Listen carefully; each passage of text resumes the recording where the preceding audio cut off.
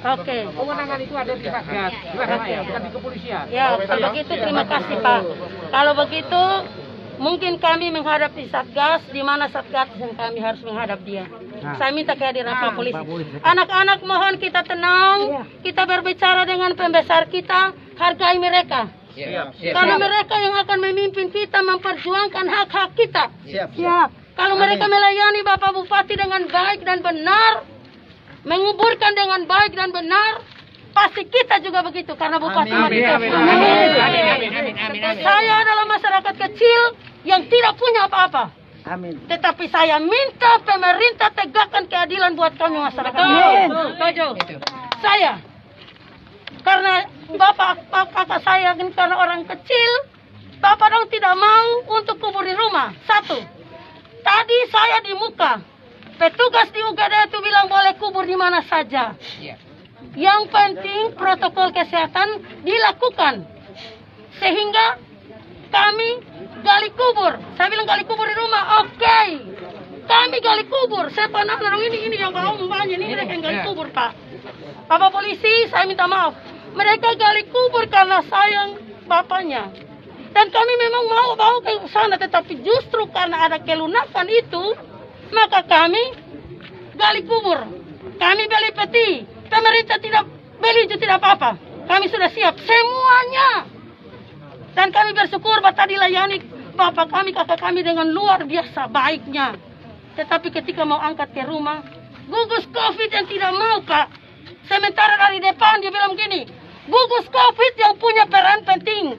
Kalau gugus COVID izin, maka boleh di rumah. Ini saya kasih tahu nih karena memang saya dengar langsung. Sampai ada laki-laki saya, mana Nathan? Saya bilang, Nathan, silakan tanda tangan sudah. Saya minta surat dari depan, tetap mereka bilang tidak. Itu petugas COVID punya wewenang. Saya buka masker, mungkin saya mohon maaf. Supaya lihat saya. Karena saya yang berbicara. Yang tadi menulis itu kalau tidak ini nanti dia datang berhadapan dengan saya. Saya bilang boleh kita kubur di rumah? Oke, nanti kita kasih pakaian untuk ibu mereka pakai dengan petugas COVID.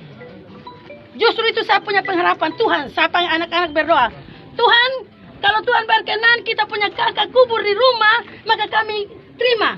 Kalau misalnya kubur di Fatukoa, terima. Kami terima. Terakhir datang bilang di Fatukoa. Tetapi ternyata ada lagi persoalan di sini. Maka membuat saya harus berjuang. Demi masyarakat kecil. Saya mohon maaf Bapak-Bapak Polisi ya. Ini kami ini masyarakat kecil. Kenapa Bupati bisa? Kami tidak bisa. Atau karena kami tidak punya uang?